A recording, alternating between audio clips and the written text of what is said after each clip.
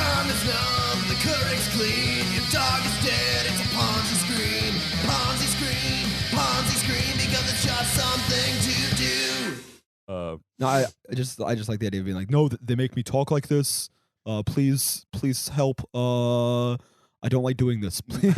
You know, I didn't move to New York until after Mike Bloomberg had stopped being mayor. But I have to say, his presidential run really just gave me just like that tiniest little, like, you know, when you like taste a gallon of milk or something and it's like gone bad, and like you have to like bleh, you have to get rid of it real fast, but that taste kind of lingers in your mouth for like a minute or 5 or whatever. That is what Mike Bloomberg's a foray into the presidential race was for me. It was just this like, oh my God, you guys dealt with this for 12 years. Yeah, everybody got to see what a shitty human being he was on a national stage. Well, not only that, but like you could take all of his politics, put him to the side.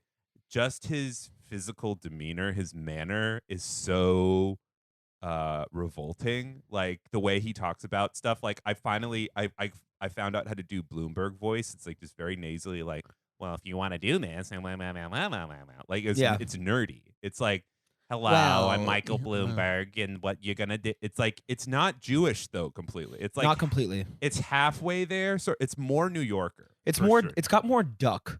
Yeah. Well, I don't know. I don't know. Yeah, like I don't. Well, know. as the mayor of New York, what I decided was that it's like it is disgusting. He also tried to give himself some moral authority by taking the subway every day to work. Did he actually? So that was the one thing that he said that he did, which was just kind of like, nah, I'm gonna spend a little bit of time with the peasants.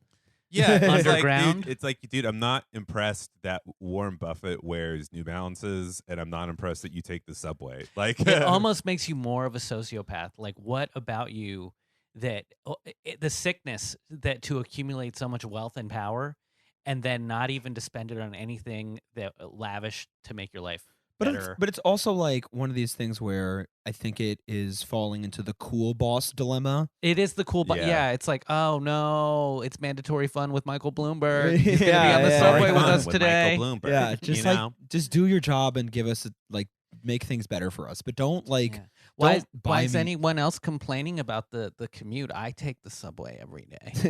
That was a good one. You had it. You have the lilt. You have the lilt down. I would need to hear. Why does it? It needs to be wet. It needs to be a little more. Michael Bloomberg. Yeah, it needs to more duck, Danny. I'm telling you, it's got to be like, and you got to. Well, when I told that bitch to go eat my. Well, we don't really need to talk about that because she signed an NDA, and so I'm actually charitable that I'm disclosing this much for he's transparency. Like Woody Allen was his bully. Let's see. Oh, wait. Here's like this is from last year. I just need to get I just need to get like okay. I need to get like a context for his voice because it's once you hear it, it's that much more power. That's more strong. You know what I mean? Well, before you get started with that, we have to talk a little bit about maybe the benefits of coronavirus because, well, you see, if I was mayor now, yes, we would shut down the schools, but not before implementing online classes. Hold on. And there'd be a great way to cut down on the staff at schools if we just had one teacher for 3rd grade throughout the entire district teaching online classes to all of the students at the same time. Oh, he has like his face. What? Okay.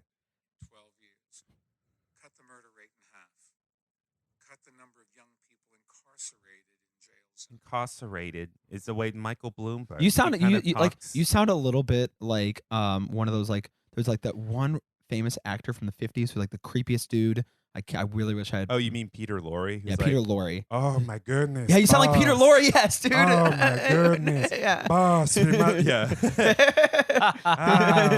Yeah. Peter Lorre's. Yeah, he's a real freak. He also died pretty. He like no.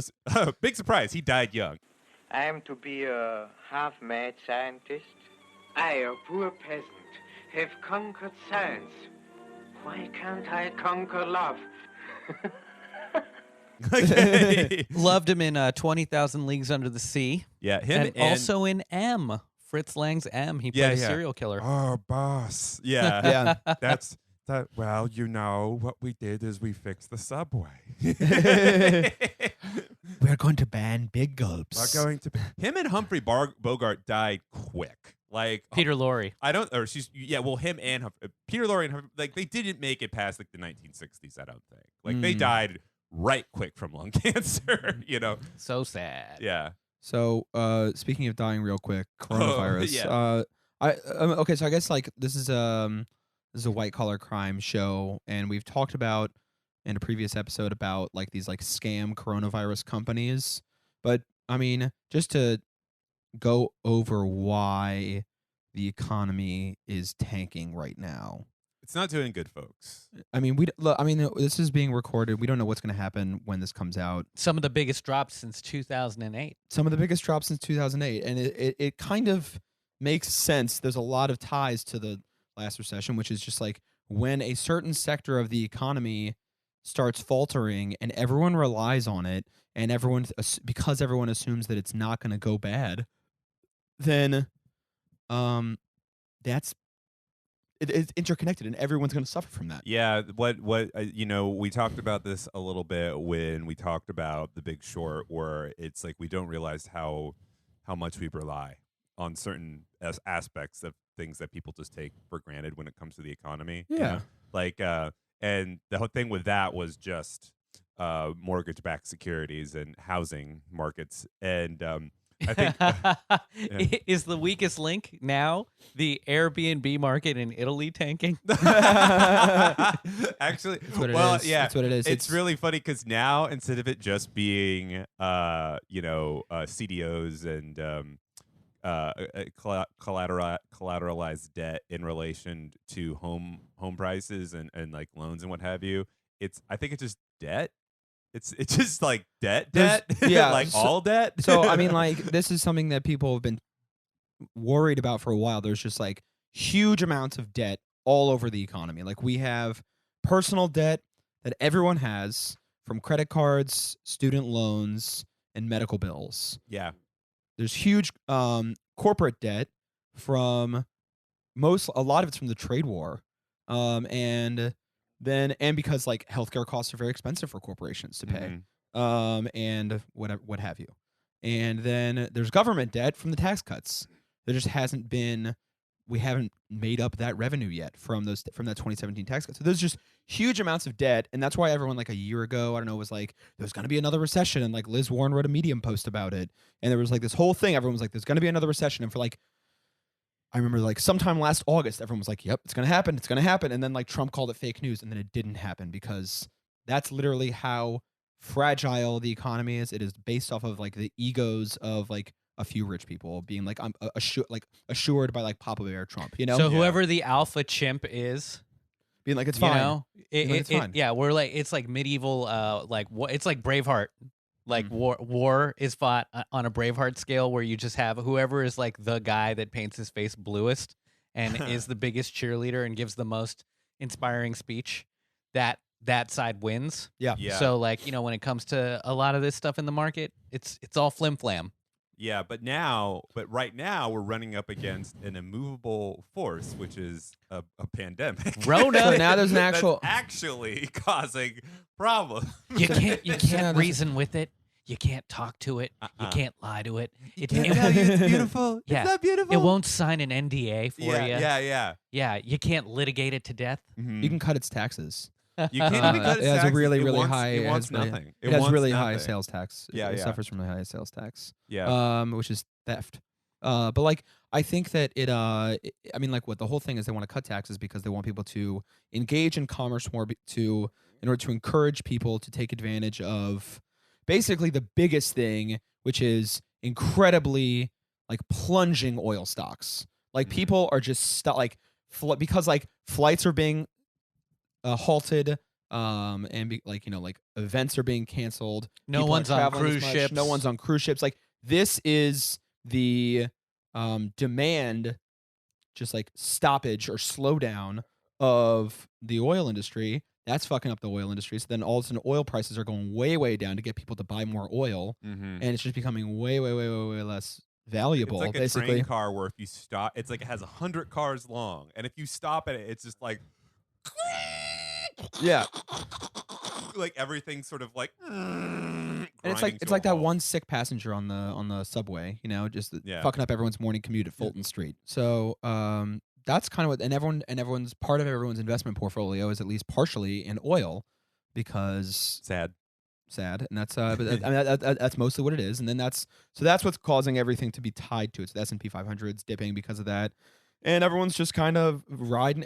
This is again like what happens when you allow for a complete financialization of the economy, where everything is all tied together in these like highly interrelated gambling endeavors, essentially, and there's no real productivity gained from labor. It is all from kind of like a trajectory and a gambling thereof. Yeah. And so that it's inevitable that this would happen. So- it's just like one wrong. It's like one Jenga piece, and that's what this economy's been running on since the financial crisis, basically. Yeah, but And is before our that. carbon footprint getting minimized? Are I we think are we shrinking I've our heard that carbon actually. footprint? I've heard that Our actually. carbon footprint is, and I can tell you it is, based off of those satellite pictures of China basically being like turned off. And then the other thing is, fucking Google flights right now, off the chain cheap. It is so crazy how cheap it is to fly right now. You can fly a no stopping round trip flight from New York City to Hawaii for $400. It's the flights right now are so. I mean, it's just a big representation of like the industry at large, and just what's happening with the economy. I looked it up. It cost like normally to go from like say New York City to Portland, Oregon directly, no nonstop flight, in spring, early spring. That's a $300 to $350 flight, like minimum, absolutely. And right now, I just checked. $217, and that's with no like checking up on beforehand. I just Googled New York to Puerto Rico, and It's like $100, right? I see $78. What the fuck? Yeah, $78. And Yeah. there's is there even coronavirus in Puerto Rico? I don't know. Look, there's $92. I see another one. yeah, they're yeah. I Holy want to, shit. dude. It is insane. Some of the costs that are happening right now. 74, 72, 74, 81. I don't know if you've read The Plague by Albert Camus, but in Yeah. that story, there's the whole city gets quarantined, and the people that have the most fun are like the scoundrels. There's a guy who's on the run, I like that. and he's like, "Hell yeah!" Finally, like he finally feels normal because everyone else is now paranoid and uncertain about their future, Yeah, the and he's fucking always rules. felt that way. So now he's just like, "Oh, life is great." So for anybody who's living tenuously right now and marginally employed but has a little bit of money for a trip to Puerto Rico, We empathize. get it in. yeah, I'm gonna. Here's the ultimate test. This is the ultimate test. How much does it cost to go from New York City to Japan? Japan's always expensive. Yeah. So let's see how much it costs just to go to Japan right now. See, I want to go to Tokyo, Japan. All right. There Yeah. it is. Oh, well, there we go. Okay. Like a red eye flight to Wuhan. Yeah. Got them all in check. I don't know what else there is to even. I mean, there's one more thing that I wanted to say about it. I guess there's like an old phrase. I don't know, phrase that says like, only when the tide is low do you see who's not wearing pants. Now that, my friend, is a damn phrase. So That's great. I think that, and this exact same thing happened in 2008, is that when there is a global downturn, you will see more crime will be exposed. You will just learn what schemes and what fuckery people are up to because, who's ass betting? Who can't cover? Yeah, exactly. Who can't cover all of a sudden? Like Madoff came out in 2008, and it's because he was good at keeping up the Ponzi scheme. Like he was giving people returns. Like Right. for 30 or 40 years, this guy was giving people returns.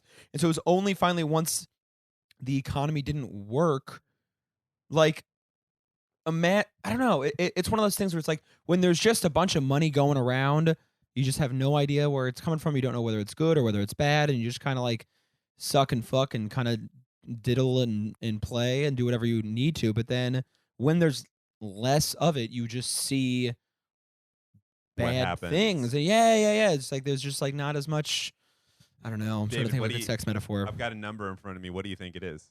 To go to Osaka, to go Okinawa, Tokyo one way. No. Well, Round trip. $400. Gabe. $375. $637. But still, Oh! that is incredibly cheap. Everybody knows that if you want, it costs $1,000 to get to Japan from the West Coast. So from New York City, it's got to be a fuck ton. Big little thing there. You do have to stop in Shanghai first, but big epicenter of Corona. But yeah, that's how much it costs. Apparently, Japan's gonna recover from this pretty good because they actually have a working government or whatever. Oh yeah, actually, this is another little Japan fact because we've talked about on the podcast about assets under management before, and how BlackRock. That's. I was almost there. If there is a Blackstone and a Blackwater as well. Yeah. We've talked about assets under management. How BlackRock has $7 trillion in assets under management. Once we got into the T, we started using the T word. I was like, when you start getting into like the GDPs of like actual like first world developed countries. That is the GDP of Japan. That's right. That's what it is. So that is right. They are BlackRock has a working. It would be like if BlackRock decided to say we're going to do ESGs and environmentally friendly investing, it would be if everybody in Japan just went vegan tomorrow. It's kind of like that. Yeah, and then what's crazy about BlackRock is like to hack into their system and steal their money. It's just like 1, 2, 3, 4, 5 exclamation point. Yeah. Exactly. Just a security code, just fucking nothing. Their security code is just a bunch of racial slurs all strung together, and everyone's like, "Oh no, I feel uncomfortable. I can't. I know the password, but I can't type it. I can't do it. I could steal $7 trillion, but it's not worth it." Yeah. Oh man. Yeah. I think we were kind of talking about this last night, David, where as far as like people getting their pants pulled down or figuring out whose pants are actually down and tied, who's having a dick, having their dick sucked by a fish. Nice. Yeah, exactly. We'll be seeing what happens, and I think it'll be very interesting. Yeah, I think so too. I mean, like, there's always like, okay, so what I like about what we do at the show is like we do like the first part of the show is like individuals, and the second part is like how do systems impact individuals, and I think that this ties into it. When there is a calamity like this, you start to see the after effects of. Are you okay, man? Are you good? I was like kind of putting my foot on the table, and I was like, it's too squeaky. So I just decided to go against it. Danny, what kind of shoes are you wearing right now? Those squeaky shoes? I'm wearing Adidas Boosts. They're very good for delivering. Sure, ergonomic. Yeah, great arch support. Dude, I hate how like the most comfortable shoes, they came out with a shoe that is so efficient that you can't run marathons in it anymore because it's considered cheating. It's like blood doping. Yeah, it's like for your feet. It's mechanical doping, and it is, I'm not exaggerating, like uglier than a Yeezy. It's like the ugliest. Mechanical doping was the original name of Ponzi scheme. Actually. Yeah. There's actually like in cycling, there's been controversies of mechanical doping where what they'll do is they'll get electronic bottom brackets, which is the little spindle that exists in the bottom of the bike that holds the cranks on, and there'll be like a little motor in there, and they'll be like, yeah, check this out, and they'll show a mechanically doped bike, and they'll push a button, and it'll just start going like it'll start like turning around, and it's like this, it's like an e-bike but super discreet. I don't know if I could wear those shoes because I have incredibly flat feet.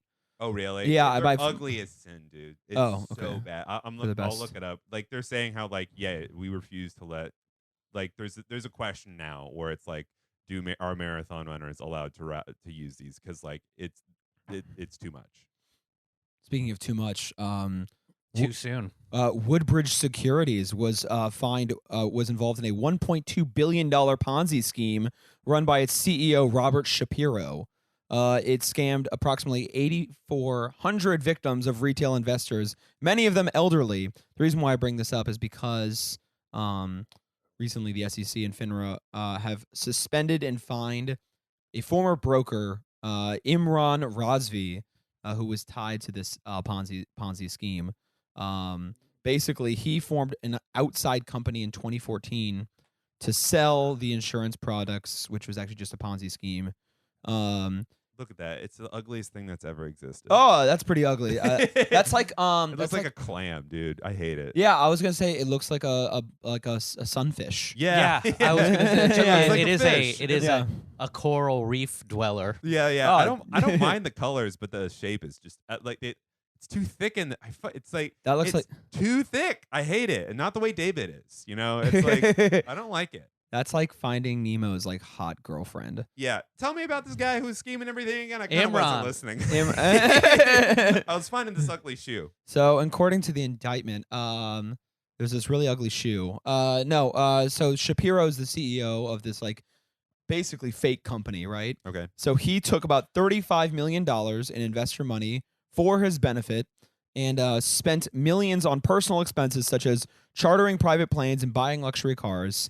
Cliche. Fucking do something cool. I want an eccentric billionaire Ponzi schemer. You know, like why do they always? It's like it's the same cliche story. It's like when the rock stars today like trash a hotel room. Yeah. It's like been there, done that. Come on. Yeah, come on. Why don't you do something original? I want to hear about the blood transfusions that you get to keep yourself young. Hunt somebody for sport. God damn. So, so he also bought a house and he paid personal income taxes and his ex-wife.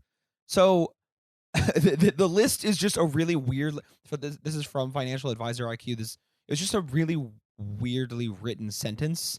Spending millions on personal expenses such as blank, blank, blank, blank, and his ex-wife. My wife. Spending money on. I mean, does that mean that he's like giving money to his ex-wife? Was he buying his ex-wife? Still carrying a torch for the ex-wife. Placating his ex-wife. Placating his ex-wife. Like, were they still together? Was this like alimony? Is this like? That's a good point. It could just be alimony. Yeah, that's true. Yeah, that's like one of the like saddest. Do you got Dave Foley? You know, the guy who's in Kids in the Hall? Yeah, I know him. Yeah. Not personally. Not personally. That's like one of the reasons he would say it openly on stage, so I'm not like revealing it to anybody. Like he like toured doing stand up because when he divorced his ex-wife, he was doing Kids in the Hall and he was worth millions of dollars. So his alimony was like hundreds of thousands of dollars. And then once he became less successful, his alimony was still hundreds of thousands of dollars. What? And now he's a men's rights activist. And then he would tour. He went to like comedy clubs and be like, I don't really want to do this, but I gotta pay hundreds of thousands of dollars for my ex-wife. And now he's pissed off. So and everyone's like, woo! And he's like, no, I'm really not happy. This isn't a joke. I don't want to be here. But maybe that's what happened with this guy. But who knows? Yeah. Either way, I gotta say, the Ponzi schemers, it's like, look, as much as I appreciate the grift, I wish somebody would be a little bit more innovative. Oh, you know what? It goes a little more. So also, Robert Shapiro, former CEO, pled guilty, misappropriating, quote unquote. I love the word misappropriation. I love the word misappropriation. I'm glad. Mr. Appropriation to you. Yeah. It's actually Mrs. Appropriation. Yeah. Mr. Appropriation's out right now. Between $25 million and $95 million of investors' money to himself and his family to pay for. So that there's more things. The charter plane, Los Angeles real estate, global travel, jewelry, diamonds, vintage wines, and he collected artwork by Pablo Picasso. Okay. Marc Chagall, of course, because he's Jewish. Pierre-Auguste Renoir. Hey, that's a great way to launder money. Yeah, Alberto Giacometti. I don't know who that is. Giacometti. But artwork is a great way to launder money. Oh, artwork? It is so... It's perfect for it, honestly. Like, dude, I would love to, like, okay, I was thinking about this. If I was an eccentric billionaire or a person who had, like, come into a lot of money, like, I was doing the math on it. Michael Bloomberg, he's worth about $60 billion-ish. Michael Bloomberg has so much money that he can afford to buy, at this point, every single Toyota Camry made in 2016. Like, and, and he'd still have $40 billion. I have a fleet. Yeah. I have a fleet of Ubers. He can do that's the shit I would I have a do. very specific set of skills. Nobody gets to drive a Toyota this year. But that's the shit I would start doing. I would start I would artificially price the I would artificially inflate the price of Fender jazz basses by buying every single one like in 2019 or 2020. Yeah, it would be cool just to like really do some experimental, like some psycho shit. Just like I'm buying all paperback books this month. Yeah. I'm gonna. What will you be buying today, Mr. Bezos? All books. This month. I'm sorry, I want to but make something a New York Times bestseller. we're officially out of Stephen King. Yeah. No All of it. more The Stand. Yeah, you're just like all of a sudden, just like every single Hudson Yards in a airport, just it's like it's like a little Bloomberg station, you know. It's like a Bloomberg terminal instead, you know. Dude, yeah, but these people, come on, man, just fine wines, jewelry. It's so cliche. It's so dumb. So what happened to this guy? Yeah, what happened? So he got so misappropriation. I think is very funny, just because it's stealing, you know. But there's like it's a fancy. What I misappropriated it. Yeah, I misappropriated my Toyotas. Give me all your misappropriated money. Yeah. You know. So Shapiro was arrested in April, faced up to 20 years for wire and mail fraud conspiracy, and an additional 5 years for tax evasion. But he's still looking at a total of 25 years in prison. I mean, what it sounds like, Woodbridge is a company that it's a fraudulent company. I mean, the whole thing. I mean, like if you look at the Wikipedia page for it, it is not called a company. It is called a fraud. Like it just says this is a fraud. This whole thing was a fraud. Like what I really like about it is just like they were very, very clever in their name. Just choose the most generic name possible. That's what they all do. Yeah, it's either an acronym or something, or like a color and then an object. Black Rock. Yeah, Red Hawk. That sounds too much like rock. It's a little Seussian. Yeah, Red Turtles. Yeah. Red Turtle Industries. You know, yeah. Pick an animal, pick a color, you got it, dude. I mean, it like they literally like had documents where they were just like created like fake marketing collateral, like to I don't know, just like get to convince people that this is an actual company. But it was just like very out and known that he was just, and that's illegal as well. Like you can't. So when you create fake collateral, this is kind of a thing for me. Is like, don't you need to have someone certify it? Doesn't there need to be a stamp of approval that says that this is an actual valuable instrument or product that you can pour your money into? Oh, if it's a private fund, no. That's so funny. You don't have to get You just don't even have to. You don't even have to have a notary come through. You're like I mean, like, like, what there are are certain like these? anti-fraud provisions that you have to abide by. But I mean, like I don't know everything about like all the private fund laws, but I do know that they're like incredibly lax. Because if there's no official who's like sanctioning this or certifying it, it might as well be like Furbies or Pogs. Yeah. For like grown-ups. Yeah, I got a lot of capital really held up in Pogs right now. It's not liquid, it's mostly Pogs. I mean, those have appreciated for sure. I would say that. Yeah. But like, okay, so the conspiracy ran from July 2012 to December 2017, involving material representations and material omissions to investors in the sale of Woodbridge investments, said the DOJ. Acevedo and Roseman, who were some former directors of investments for Woodbridge, were responsible for hiring and training Woodbridge sales force, approving fraudulent marketing materials and sales script. They helped create the impression that Woodbridge was a legitimate operation when in reality it was a Ponzi scheme. So there weren't any actual employees, or were there? But like, it's just, I mean, like there are employees in a criminal operation. Like, what's an employee? You know, like these people were getting paid to do a job. Just the job that they were doing was illegal. Yeah, but like they're not. There's not somebody with a headset being like, "Thank you for calling Woodbridge." Blah blah blah blah. Like there could have been unknowingly. I would assume that like whoever was like the office assistant for Woodbridge, group of companies. Yeah. And well, for they probably were not like the SEC's like first target. Yeah. In this enforcement action, but like Also, if you guys ever talk to Shannon, our Yeah. producer for this show, she's got some good stories about being an office assistant. Office assistants are so frequently treated as if they are incredibly dumb and don't know what the hell they're doing.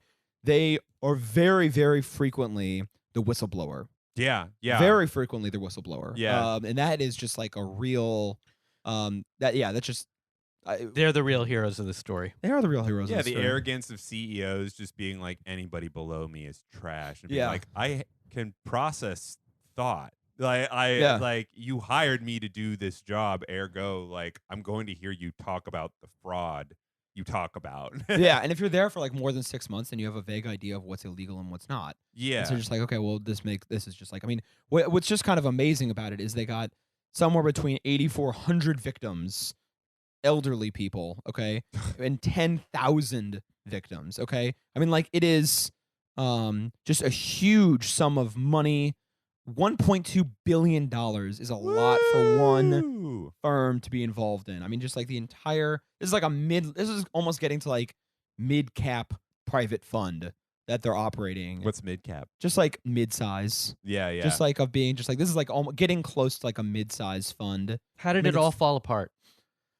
I think they just got, it does, this doesn't say, but it just seems like they got caught. I mean, it's how all Ponzi schemes fall apart because they're designed to fall apart eventually, you know? Yeah. It's like a Jenga tower, you know? It keeps getting bigger and bigger until it's like, Does no one who does these things ever conceive of their exit strategy, though? I don't think they do. I mean, I think it's They're like, let's trying just see how long we can run this thing. Dude, it's like trying to hijack a plane or, hold hostages. It's just one of your demands can be give me a helicopter, but it doesn't matter. There's only one guy who did, it was DB Cooper. Like we never saw him again. But yeah, I don't know. I mean, I think it goes back to the whole thing where arrogance. They didn't get away with it. What happened was they filed for Chapter 11 bankruptcy in 2017. That's how it ended up ending. I finally found the information. It does go back to arrogance, of course, but they just like eventually just it stopped working, which is crazy. That like the only way that they got caught is when they stopped being as talented at being bad. Wait, It's crazy that your you know Ponzi what I mean? scheme can file for bankruptcy? I guess they filed for they filed for Chapter 11 bankruptcy. Can you imagine that? Like That's so this misappropriation scheme of like being like a bank robber or whatever. Like I mean, like it's just crazy to think about. Like think about any other kind of thief yeah. filing for bankruptcy. It's like, what do you think happens when you file for bankruptcy? There has to be an incredible amount of intrusion into your business. Yeah. Like they're not going to do incredibly detailed work to be like, why did you file for this? Now this is blah blah blah. That's insane. It's insane. Yeah. Um. These people are so fucking dumb. So yeah. So what happened was there's quite a few people associated with Woodbridge Woodbridge group of companies that knew what was going on and were still recommending that they invest because they were getting a cut. And one of them was Imran Razvi, who between April 2017 and December 2017, agents of Razvi's outside firm, several of whom were supervised, allegedly referred investors to Woodbridge, receiving commissions for those referrals, with a portion of those commissions going to Razvi, according to the letter of acceptance. It's unclear how much money was at stake. He only got a $5,000 fine and a 6-month suspension. Sounds like he was a little bit removed from it Yeah. because this is a 6-month period of time and this is from some of his associates. And the name is innocuous enough that it's kind of like, okay, well, maybe they just didn't know. But like, I don't know, man. Yeah, You do I the research, mean- you do the due diligence on this thing. Like you can discover it, I feel. Dude, these people, I mean, look, if I know all the terrible things that comedians have done, these guys know what their business associates have done. Like, oh, God. Yeah. These people are fucking, it's so unimaginative. Buy all the Camrys, you losers. Oh. Do something cool. So what can be done about a crime like this? I mean, like Shapiro's going to jail. Like the mastermind's going to jail for like 25 years. Well, what potentially. policies could be implemented to change this? I mean, I think that just like kind of going back to the same thing of just like there's just too much reliance on the financial sector. Yeah. And that's pushing people to make these sorts of choices and incentivizing people to make these sorts of choices, because there's just like, we don't allow people to live comfortable lives as like normal people. Yeah. And so you just go, you're like an unstable person who's looking for something to make them feel comfortable. So then they go into the financial sector, and then they get like addicted to feeling comfortable, and then they like find themselves in this insane situation. I mean, like, it's kind of one of those things, like white collar crime, like the reasons why people do white collar crime, I think are very different than why you would commit, like, I don't know what that, what's the opposite? It's not blue collar crime. What's the bank robbers? Yeah, like violent crime or violent whatever you crime. call it. Yeah, So petty crime. Those things, like,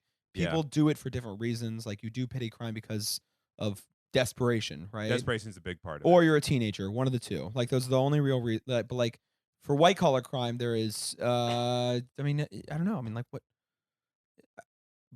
I think it's like this like weird greed filling an emptiness.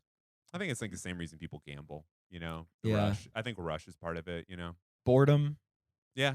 Yeah. Like, there's just like there's a malaise. all that American Beauty shit, you know? It's just like, that's part of it. it's just like, you're just fucking bored. I don't know. There's nothing else to do. Yeah, I mean, you got to remember, Gabe, these people, a lot of these people are just terribly unimaginative and uncreative. I just think this shit is just the mark of an uncreative mind. Not to paint with too broad of a brush, but it's just like, I don't know. I just think, you know, I've been able to like be around comics and comedians for the last 10 years and amuse myself with the dumbest and silliest of things that are all just sort of like machinations of our own brains and shit like this. But there might be a like, I don't know, existential point in your life where just like, I guess it's time to steal $1 billion. Like, yeah, because like, you know? well, the only way that we can really like feel like our life has meaning is if we like go big on something. Like, that's why so many people, like, if you're from like a small town, or if you're from like a suburb, like, and you don't want to like take over your, you know, like go into the same business that your parents went into, and you want to do something crazy, there's either like stay and become like a big fish in the pond, or like run away and become an actor.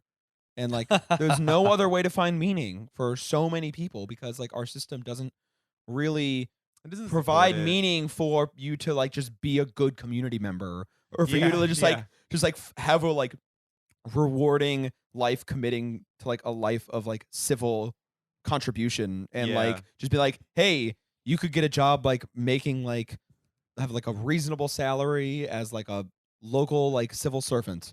And there's just like there's no like cultural or economic reward for doing that. So people just like jump to these just like ludicrous and absurd dreams, like having like fancy cars and a Pablo Picasso and like jewelry for some people, and for other people it's like, I'm gonna be an actor. I'm gonna go like be in the spotlight. I'm gonna be in the spotlight all the time, and you go become one of these like California crazy people, you know. And I don't know. That's my thoughts on it. You know? Yeah. You know, and if we just still had local video rental stores, yeah. Oh man, I could be an expert in showing you where the Peckinpah section is, dude. The death of the small business that is dependent on like older technology. I mean, imagine how many people that dispersed over the. How many people didn't become serial killers? Didn't become serial killers and mass shooters because they were able to work at the Blockbuster. Like that, it's like, because it's a job. Yeah. They're just like, dude, I do this. It's like, or like that, like an old job where it's like, I punch in the rivets. You know, they're hot rivets, and a riveting gun hasn't been invented yet. So and punch like in the rivets. And like getting a job at like a chain is so much more like déclassé than getting a job at like a local business.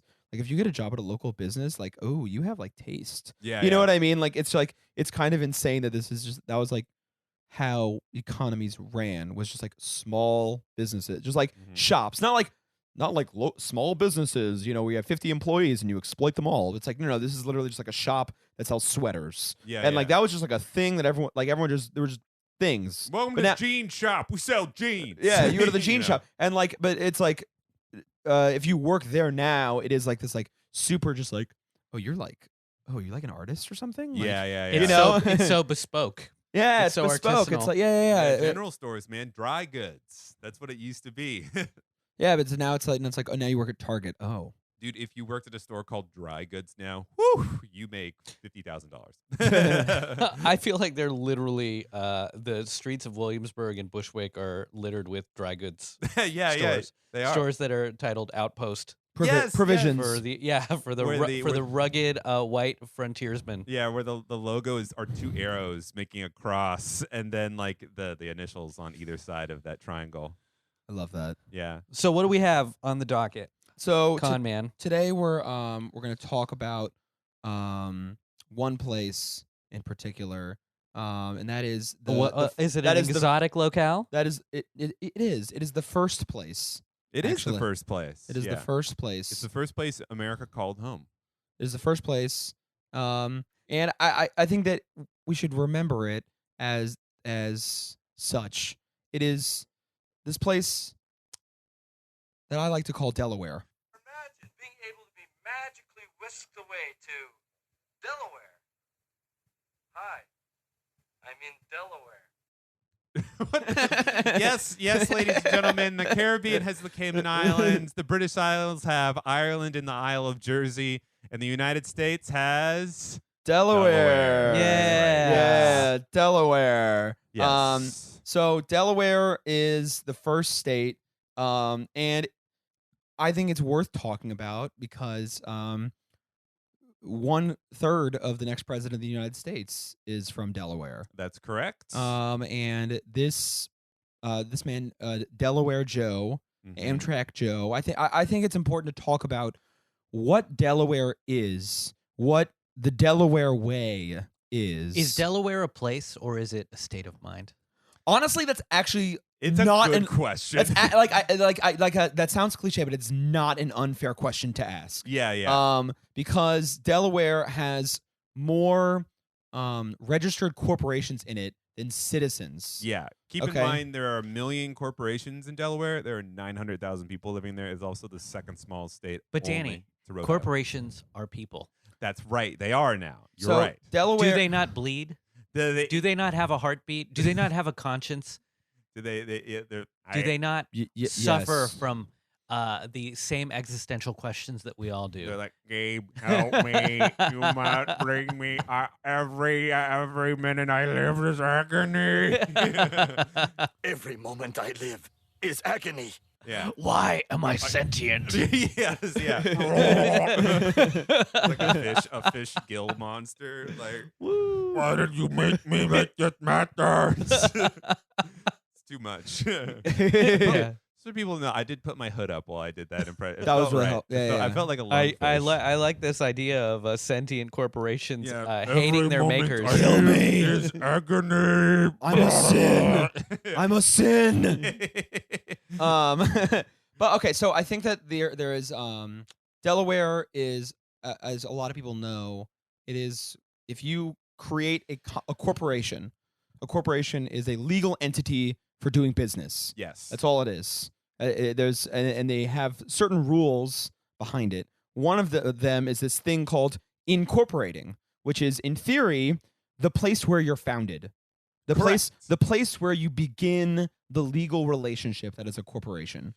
You're no longer like an idea. You're like, all right, we're putting boots on the ground. We're going to start making our boot factory. Yeah. We're incorporated in Rhode Island. We're incorporated in Ohio. What is the primordial ooze that you've slithered out of? Yeah. Where is it? Yes. So, basically this whole thing is in American corporate law, a corporation, the biggest innovation there's two big innovations of corporate law. One is separating management from ownership. Okay, so that is separating like board of directors and management from the shareholders. Big innovation of corporate law. Two, the second one is limited liability. Okay? Yes. Liability meaning LLC. That cover that ass. So basically means you are only going to be liable for the corporation for as much as you put in. Yeah, they can't go after your personal wealth. So for example, and for people that for example, I Danny have a sole proprietorship. A sole proprietorship is a type of enterprise that is owned and run by one person, and in which there is no legal distinction between the owner and the business entity. Okay, So, and let's say I have sole proprietorship in hammering in nails into a wall. Okay, so I'm at my hammering job, and there's a child there, and I've accidentally hammered a nail into a child. Okay, that's a big problem for me with my sole proprietorship because now that child's parents can sue me as a person and take all of my personal wealth. But if I was Danny Hammering Job LLC, they could only sue for what the LLC is worth, essentially. So Danny the human might be worth $100,000, but correct. Danny the LLC is only worth $100. Uh-huh. So if they're going to sue you and it's a percentage that they get off of that, then 50% of $100. But if they can, there is. I mean, like that's not like an infallible thing. If they can prove, if through a legal mechanism that you can prove that Danny and Danny LLC are interchangeable, and Danny has been putting money in Danny LLC and taking money out, and it's just like literally just an intermediary, and there's no actual they can do this thing called piercing the corporate veil, which sounds very sexual, but you have to prove. I thought it sounded more metaphysical, really. Yeah. Oh yeah, that's cool, like Matrix-y kind of a thing. Sure, like tearing away the veil of Maya. Yeah. Oh yeah. This is like piercing the corporate veil will be like what Marianne Williamson does at night. Absolutely. That's how she has sex. Yeah. It's when you turn 13 and you get your friend to get a needle and an apple, and then you pierce through the corporate veil to get your first ear piercing. You know? Is that what they teach you in corporations law in Oregon? Yeah. But Delaware is incredibly well. I don't want to get ahead of it. So Delaware, basically is the place for most corporations to become incorporated. 67% of all Fortune 500 companies are incorporated in Delaware. Never been to Delaware. 1.4 million legal entities incorporated in Delaware as of 2018. Yeah, when we talk about Fortune 500, we're talking about Apple, eBay. What's another one? I don't know. Costco, Sam's Dunkin' Club. Donuts. Probably. Why not? But whatever you're thinking, I think Nike might. Well, maybe Nike's in Oregon. It's hard to say, but there's a lot. No. Nike's incorporated in Delaware, I'm sure. Okay. This is okay. So 82% of U.S.-based initial public offerings in 2018 chose Delaware as their corporate home. There is like 216,005 business entity formations in 2018 alone. There are just. It happens all the time, and they make so much money off of it. There's one thing that says, I read one article that says 40% of Delaware's state revenue comes from incorporation, essentially. And so this is a very, very important part. Why Delaware? Is it just because it's the first state and it's symbolic of our corporate love of America? It's not precisely, but it is a nice metaphor.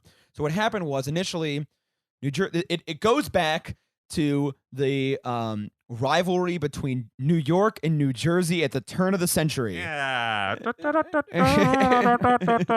So New Jersey is trying to enact corporate-friendly laws to compete with the burgeoning New York City at the end of the 19th century to attract businesses to New York, away from New York. So we're talking right around like 1898, 1902 situation. Yeah, like right when people are like talking about building skyscrapers and stuff like that. Really, when New York is like really getting into its industrial. Right in the middle of the Industrial Revolution, which I would say was 1860 to about 1900. 1900, yeah. I'd say it's about, that's where, First one, yeah, sure. Yeah, sounds good. Yeah. So basically, Delaware, what New Jersey was doing was creating these corporate laws, basically to make it easier to start a company in New Jersey. Okay. And originally, you had to get state legislatures to approve your corporation. Okay.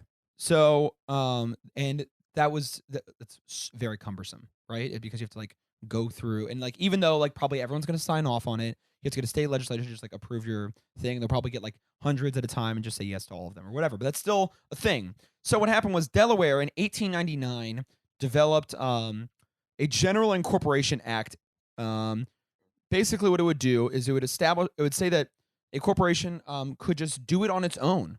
And it allowed for you to form a corporation simply by raising money and filing articles of incorporation with the state's Secretary of State.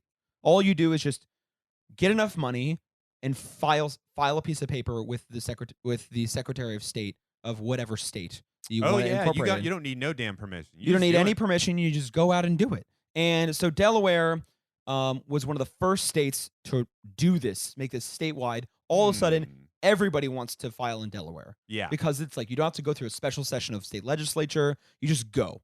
Yeah, you're in Atlanta. You want to file your new incorporated articles in Georgia, but damn it, these state legislators are too busy wiping off all the peach drippings off of their shirts. They're like, oh, I simply cannot be bothered to try to incorporate your business while my petticoat is so damn sticky right now. And so you have problems like that. Yeah, people are too busy surfing in California to incorporate your stuff. But it sounds like too many palms to grease. Yeah, sounds like too many babies to kiss. Yeah, sounds like too many hands to shake. Yeah. You got to knock on doors. You got to get your constituency to vote for these things. It sounds like there's a democratic process you're talking about that might be. There's a sticky little so process. much work. So much work. Peaches. So Delaware's doing it to try and raise money. What I think is actually very funny about it was that New Jersey originally was trying to do it to get more businesses to move to the other side of the Hudson, to move to Jersey City and Hoboken,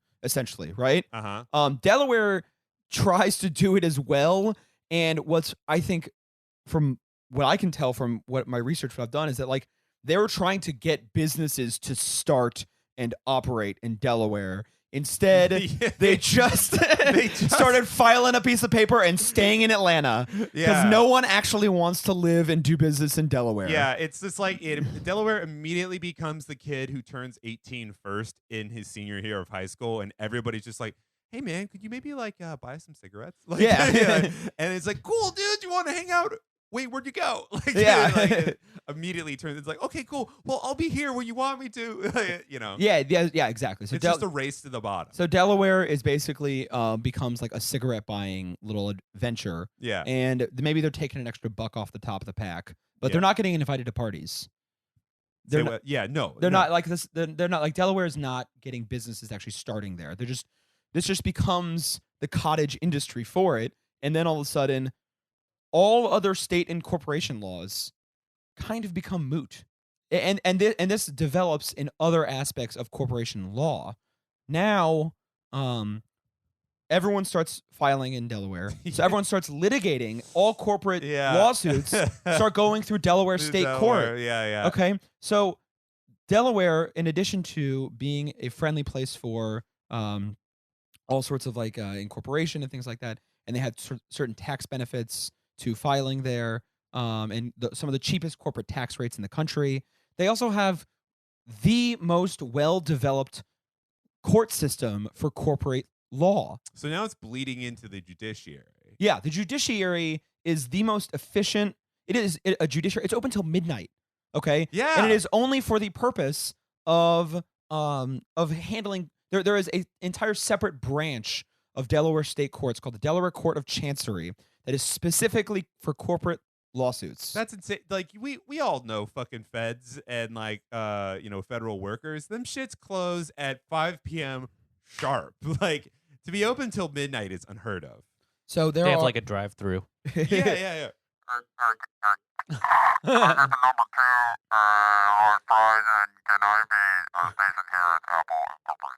So because of that, there's everyone starts filing in Delaware right during the Industrial Revolution. It just becomes commonplace. Delaware State Court becomes the de facto corporate law. Like if you go to law, it's insane. If you go to law school and you take a corporations class and you want to become a lawyer, you do not learn federal corporate law. You learn Delaware law? You learn Delaware state law. I shit you not. This is an entire system that is founded on one state. Yeah. It is the most important state for capitalism. Yes. Certainly. What is the sleeper star of capitalism? It is the sleeper star. Nobody thinks about Delaware. Yeah, Texas thinks he's a big old cool one. The greatest trick the devil ever pulled was making people think it wasn't Delaware. I think it's the Dennis Rodman of corporate it's states. Not scoring a lot of points, but it's getting 20 rebounds per game. Yeah. So how does this tie in? So we have this to life. Yeah. Today. So us. a couple more things though, a couple more fun little facts. Delaware has also attracted major credit card banks because of its relaxed rules regarding interest. Many U.S. states have usury laws limiting the amount of interest a lender can charge. Federal law allows National Bank to import these laws from the state in which its principal office is located. Delaware, among others, has relatively relaxed interest laws, so several national banks decided to locate their principal office in Delaware.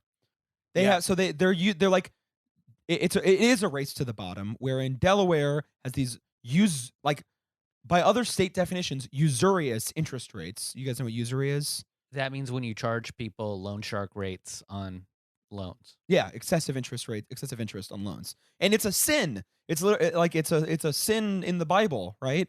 And Delaware, because it has relaxed usury laws, essentially, credit cards can form there and charge high interest rates, and federal laws allow it where you can charge your state, wherever you're located, the interest rate laws in that state anywhere nationwide. So does the federal every government payday loan place have its office a PO box in Delaware? I don't know, but there is one fascinating place. This is the funniest shit. That David and I came up. So with.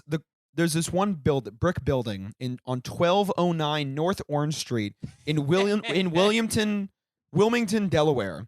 The building is actually home to some of the largest companies in the world. Apple, eBay, Walmart, Verizon, American Airlines, and more than 300,000 other business entities register their companies here In one building. This is a 2-story building. Is it? I thought it was a one.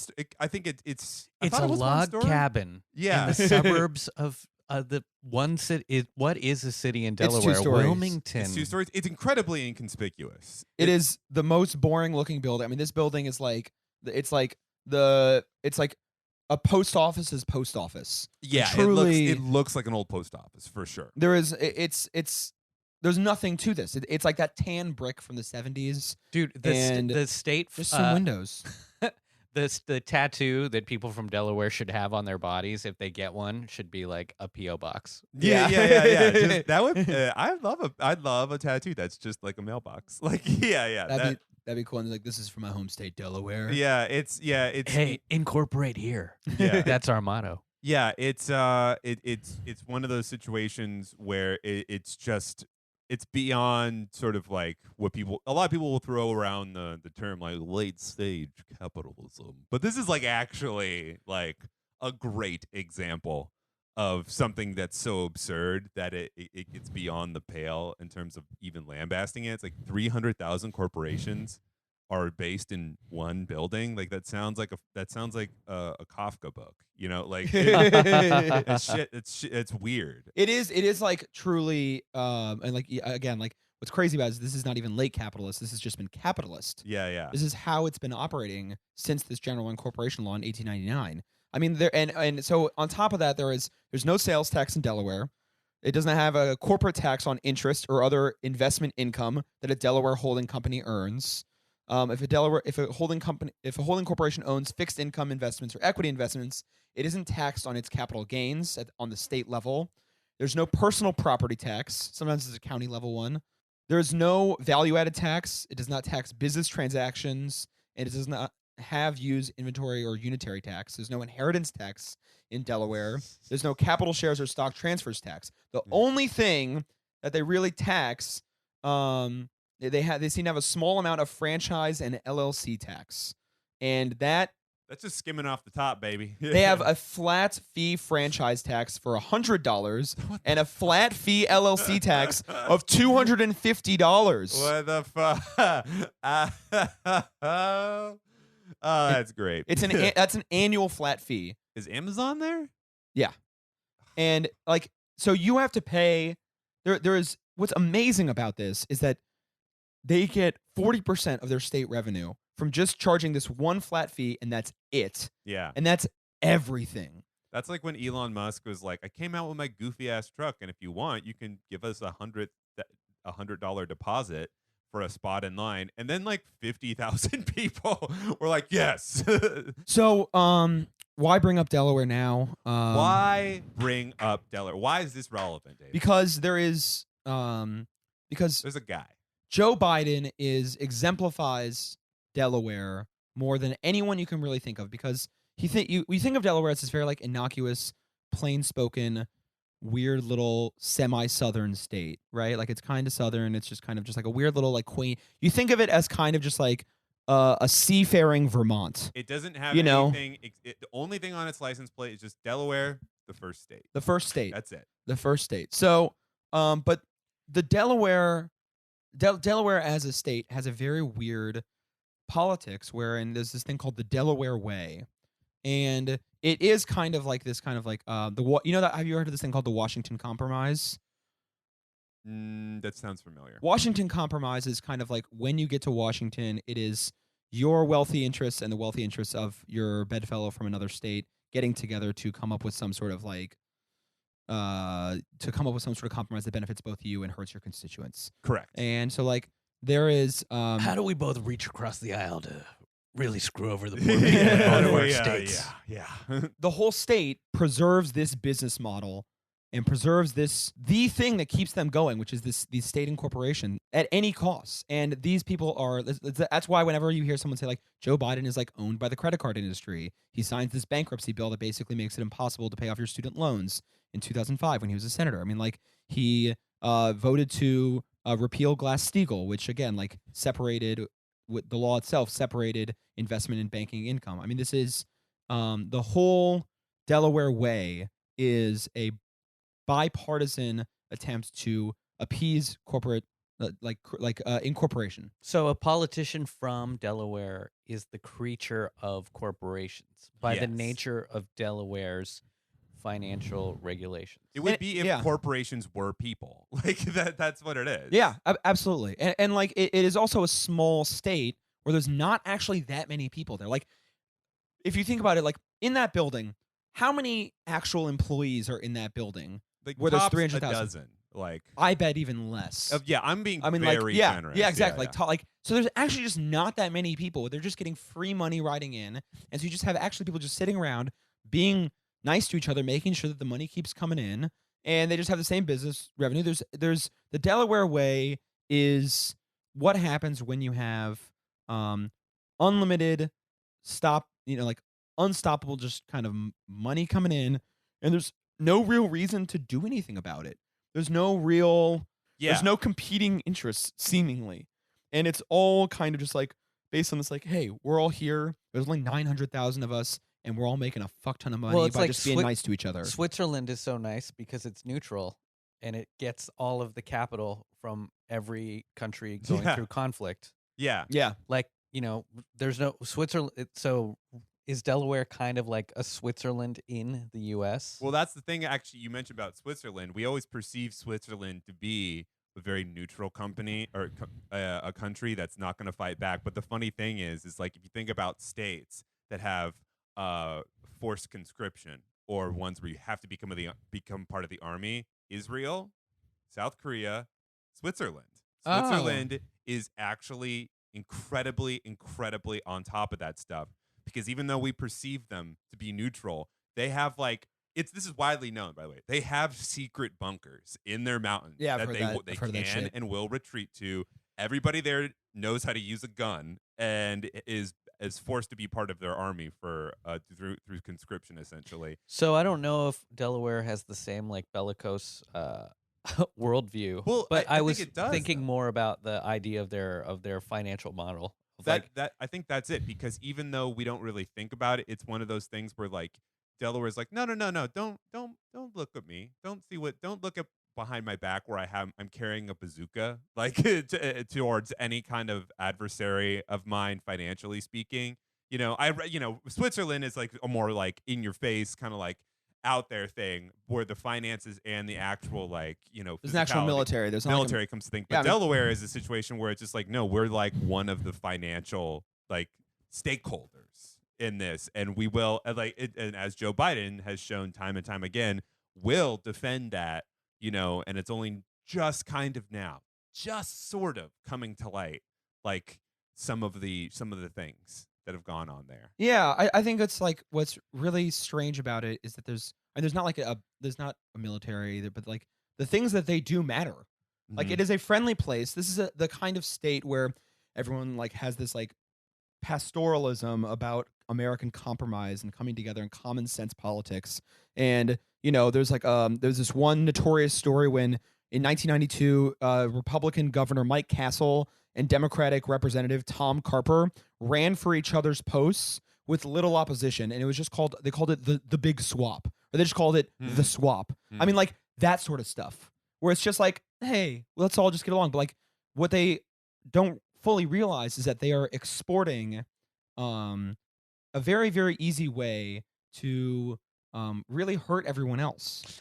Yeah, It makes They me really thi- are hurt. yeah. Like, yeah, they allow for corporations to hurt other people elsewhere. They outsource the hurt that they're causing, yeah. and they're just kind of benefiting from it.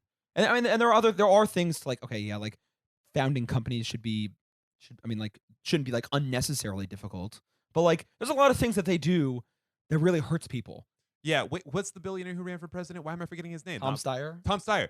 Tom Steyer, it comes off as a fairly affable guy when he's on stage and talking, and he's like, I'm a billionaire, but I'm also an environmentalist. But part of the way he got his billions is through an investment in fossil fuels. Yeah. And that's what Delaware is. And private prisons. Yeah, that's Delaware, where it's just like on the face, it's like, hey, man, we're Delaware. We're just this weird little state. We're just chilling, whatever. And then you're like, what about the time you exploited all these people and caused like global warming? No, dude, what are you talking about? Like that's the thing. And that's why Joe Biden is a big deal right now. And that's been his politics. He's been the senator from Delaware since 1972. He was Obama's vice president, which really dovetails so much with the Delaware way. Yeah. Obama's whole thing of like, yes, he was change, but he was really changed for about 2 years, and then everything after that was kind of just like, let's reach across the aisle. Let's reach across the aisle. And everyone forgets how much unity was a huge part of his campaign, and that is the Delaware way as well. But in Washington, there is an adversarial zero-sum competition for power amongst competing sources, oppressed and oppressor. And it just doesn't work that way. And if it does, then you're being treated like a sucker. And that's ultimately that's the problem with folksiness with a lot of leaders in Washington, is because if you believe someone who's folksy, that means you're probably getting duped. You're getting fleeced. You're getting fleeced. Yeah. It's one of those things where it's like they can reach across the aisles and have their big swap because ultimately their politics can be swapped. They mean nothing. To be a Republican or to be a Democrat in Delaware the only difference means like maybe you think gay people are icky is still in 2020 or whatever, but ultimately your fiscal takes are like probably near identical. Yeah. Your take on corporations, I mean, they have to be. That's why you hold office there. You know? It's so I think it's just so strange because also on like just on a philosophical level, I mean, you raised the question, David, where it's just like, why does it would be like thinking about Mississippi right now, where it's like I have a friend from West Virginia who'd always say like, you know what, West Virginia, it's like almost the lowest in like public schools, like utilities, all that stuff. And our number one model is just thank God for Mississippi, because Mississippi is actually the actual lowest, lowest ranked. That's what Delaware is essentially. Like it wants you to think it's a little bit more than that, but it's like no, it was just a race to the bottom, and it raced there first. Yeah, and that's what it is now. No shade on Mississippi. I mean, your school's I mean, like, better, but you're slightly conflating race to the bottom of like trying to lure corporations in, versus race to the bottom of like depleting and destroying like people's communities. I mean, like Delaware, like the race to the bottom really really ended up paying out for these people, because now like Delaware feel to me, in my head, Delaware is a big country club. Yeah. And everything on the country club feels nice because the grass is maintained and everyone there is polite because they're all affluent. Precisely. But the pesticides used on that grass or the runoff goes into rivers, and all of the area around that is miserable because it deals with the byproduct. Of the affluence. Maybe it's like going to Cancun, and you go to a resort and you're like, this is beautiful, and then directly outside of that resort are like, slums or whatever. slums or blight, what have you. Yeah, it's a fucked up place. Yeah, and like it really is kind of like this. It is like a domestic tax shelter of like this is. We were talking about like is Delaware a state of mind, and it really kind of is actually, because the thing that it's making money off of is a completely artificial concept. It's a filing cabinet. It is a filing cabinet, and that's the only way that it makes money. And there's no actual productivity that allows it to make as much money as it does and to fleece everyone in return. Yeah. It is absolutely more important as a construct of capitalism than it is as a state. Everyone thinks of Delaware as the state itself. It is the concept of Delaware that makes it one of the most powerful states in the Union. And it is the first state, I think, because it just kind of reveals that it is kind of a bit of a mirage. It just shows that, like, I don't know. Insert metaphor here. First state. It's it's sort of by chance that this happened in the first state, but I think it's a good metaphor for what's happening. I mean, it's so inconsequential, it's so small, but it's so powerful. But it's and like the guiding beacon of it, yeah, of capitalism is this invisible, empty logic. It's sneakily powerful, and it's partially so powerful because it's so bland. Other states superficially annoy us more in the media, because they might be seen as more oil hungry or gun friendly, or homophobic or backwards or institutionally racist. But when it comes down to it, Delaware is the state that actually materially affects everyone. Hey, way more. Way more. If Delaware, if I can extend my metaphor further, if Delaware is the only kid at the frat who is actually 21 years old with a valid ID, nobody else is drinking unless they wait for him to buy the fucking 6 to 10, half gals of plastic, liter vodkas. And Delaware is the Mordor of capitalism. If Mordor was just a weird nondescript building, and like there are like benefits that the residents of Delaware gain from it, but what's crazy about the it is orcs were happy in Mordor.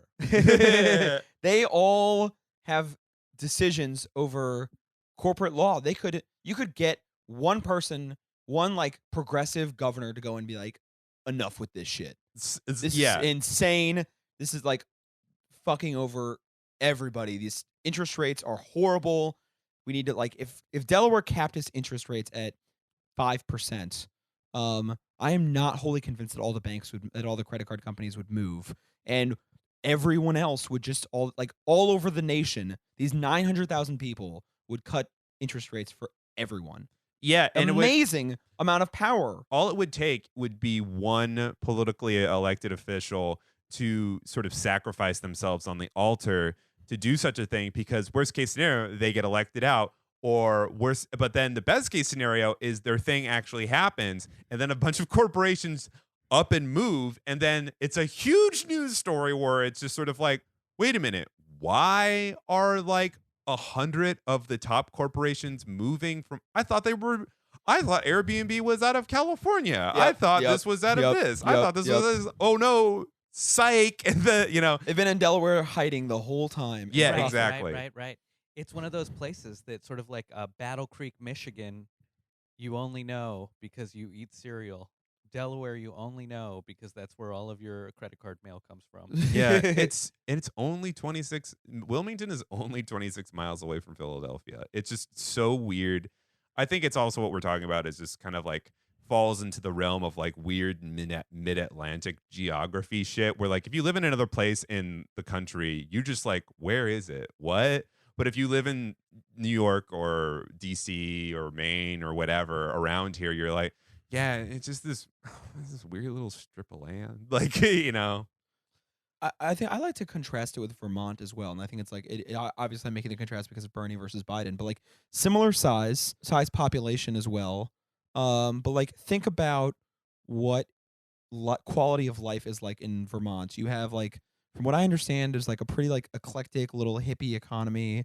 You have like Ben and Jerry's. You have like nature and ski slopes, and like it You seems got like besides the fact that hippies it's like not that diverse and it gets cold, it seems like a pretty like quaint little state. Yeah. And Delaware like is like a weird like inverted bastardization of that, of like it doesn't really have any local autonomy, but it gets enough money where everyone just is kind of just quiet and shakes hands and like lives in like a little bit of harmony. Yeah, it's a Pottersville. Like, you know. Well, this feels like a News of the Weird episode, Yeah. you know, or we're dark tourists now. I like it. Quite Yeah. frankly, I like it. Curacao. Turkmenistan, you know. Turkmenistan's not that small. Is it?